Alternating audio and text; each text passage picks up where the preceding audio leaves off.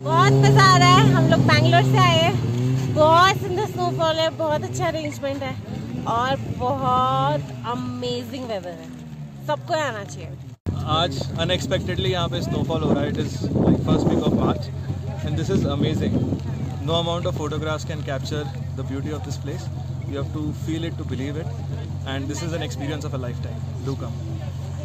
बहुत अच्छा लग रहा है, लाइक अ हेवन फील. ये जो ब्यूटी है यार, ये है सब कुछ. और कश्मीरी लोग काफ़ी वेलकमिंग हैं, बहुत पोलाइट हैं. बस सिर्फ